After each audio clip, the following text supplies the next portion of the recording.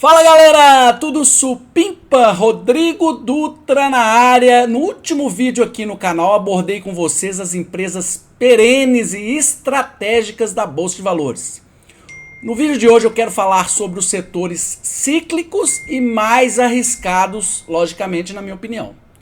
Para investir nesses setores, eu entendo que o investidor deva ter um perfil mais arrojado, entender do modelo de negócio da companhia e também do ciclo macroeconômico de momento. E não esquecer de ficar atento aos indicadores fundamentalistas das ações, beleza? Então, sendo bem objetivo, vamos para a aula de hoje. Vem comigo!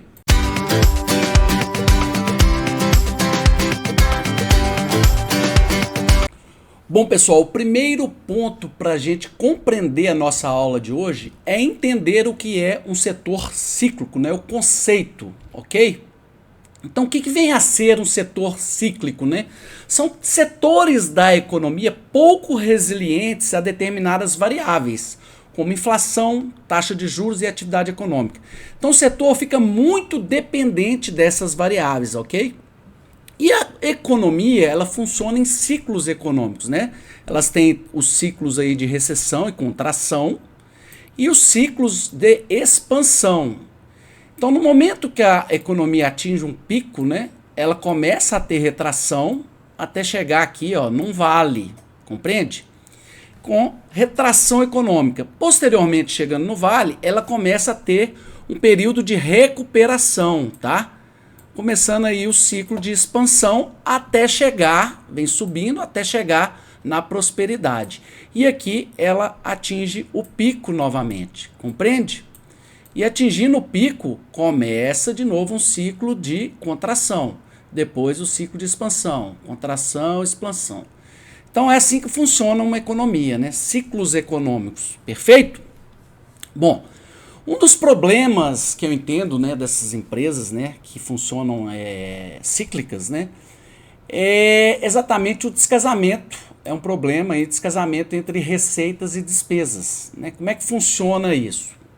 As empresas registram nos seus demonstrativos contábeis, o primeiro registro na DRE, né, no demonstrativo de resultado de exercício, é o regime de competência. Então é a data do fato gerador, compreende? Então é o registro no momento que a empresa vende e no momento que a empresa compra. Então a empresa vende, registra, compra, registra. E existe também o regime de caixa, tá? Ele vai registrado no demonstrativo de fluxo de caixa, que é diferente. Não é a data que compra e vende, é a data que a empresa recebe ou paga. Então fica descasado, né, essa questão da venda e da compra e do recebimento e do pagamento. Então, isto registrado no demonstrativo de fluxo de caixa. Então existe um descasamento, tá? Descasamento entre as datas que a empresa compra e vende pelo regime de competência e as datas que as empresas recebem e pagam pelo regime de caixa. Então, você vê que algumas empresas às vezes geram lucro líquido, mas não tem caixa, não tem dinheiro em caixa, tem fluxo de caixa negativo. E fluxo de caixa negativo é muito ruim para as empresas, né? Uma empresa que não controla isso pode até quebrar. Perfeito? Empresa, por exemplo, que vende a prazo e compra muito à vista, tem um ciclo financeiro muito ruim. E isso não é bom, tá? O segundo problema que eu vejo é que as empresas aí dos setores cíclicos, né, elas têm margem de lucratividade muito baixa, tá? O que é essa margem de lucratividade? Por exemplo, a margem líquida, né?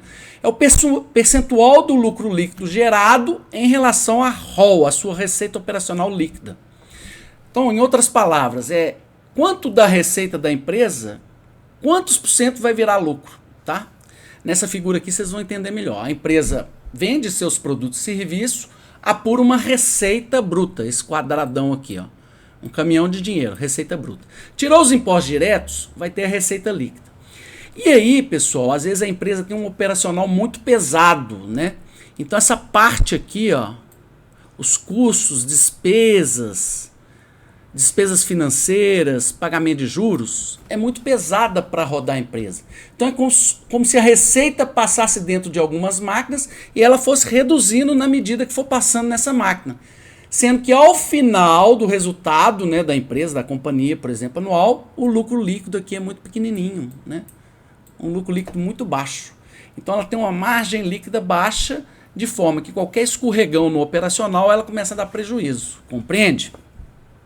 E aí, dando prejuízo, complica todo o esquema, tá ok? Já o terceiro ponto que eu acho complicado, só dando um exemplo aqui, ó, para vocês verem. Presta atenção, a margem líquida, por exemplo, da empresa de varejo Casas Bahia. Olha para você ver o histórico da margem líquida. Muito baixinho, tá vendo? 0,8, 0,8 e vem para a margem negativa. Isso aqui é prejuízo, ó. Margem líquida negativa. Então complicado. Agora veja aqui da Gol, empresa do setor de aviação. Olha aqui para você ver. Margem líquida negativa. O período da pandemia mesmo, ó, foi complicado, tá vendo? Margem de 0,5, 0,8, 0,1. Então, assim, qualquer escorregão, prejuízo, ok? E o terceiro problema que eu acho, que eu vejo nessas empresas, muitas delas têm muita concorrência e baixa barreira de entrada. Me diga aqui, por exemplo, ó, essa aqui é uma empresa, uma indústria de papel e celulose, por exemplo, Klabin, Suzano, vai montar uma empresa, olha o nível de investimento, que eles chamam de CAPEX, né? Para você começar a rodar uma empresa, você tem que investir muito e fazer um operacional, uma gestão operacional adequada. Explorar petróleo também, muito investimento. É difícil montar uma companhia de petróleo, né? Tem regulatório envolvido e tudo mais. Então, assim, essas empresas têm uma barreira de entrada mais complicada. Ou seja, você acha que é mais fácil montar uma empresa desse tipo ou montar uma loja de roupa, por exemplo? Ou montar um mercado? Aposto que aí no seu bairro, por exemplo, dá uma olhada aí, tem vários mercados, né? Supermercado, mercadinho, várias marcas. Então a concorrência é maior, né? Ou, por exemplo, montar uma agência de turismo. É mais fácil montar uma indústria ou uma agência de turismo? Entendeu? Compreende? Tá compreendendo? Então essa questão da concorrência e baixa barreira de entrada também é um fator complicado. Bom, dito isso, pessoal, nós vamos falar aqui dos setores que, na minha visão, são setores cíclicos, mais arriscados, e que o investidor tem que ter muito conhecimento para entrar no negócio. Tá? O primeiro setor, o setor de varejo. Né? A gente vê aí, por exemplo, várias companhias, né? Um setor que tem muita concorrência e briga muito por preços mais baixos. Ou seja, os produtos não têm muito valor agregado. Né? Por exemplo, aqui tem Magazine Luiza, C&A, né? Riachuelo, Carrefour, Lojas Americanas, né? O Açaí. Então, assim, tem que ter muito cuidado ao se investir. Margem muito baixinha, tá? A empresa tem que ter uma gestão muito azeitada. Ok? O segundo setor, não poderia faltar a aviação. Setor aéreo, né? Complicado também esse setor. Por quê? Alto custo operacional, né? Custo alto de combustível, leasing, muita manutenção, seguro das aeronaves, e muitas vezes as empresas brasileiras mesmo têm um custo atrelado ao dólar e uma receita em real. Então veja o descasamento. Diferentemente lá, né, da questão dos demonstrativos, né, contábeis, mas aqui também há um descasamento. Então é difícil de consolidar tudo isso, compreende? Terceiro setor seria turismo, varejo, turismo, viagem e lazer, também um setor meio complicado. Por quê? Na verdade, pessoal, viajar é muito bom. Eu mesmo adoro viajar. Mas assim, dependendo, né, da condição econômica familiar, vai ficar em segundo plano. Né? A pessoa não vai deixar de pagar uma conta de luz, uma conta de água, comer, ter internet. Né? Ela não vai deixar de fazer isso para viajar.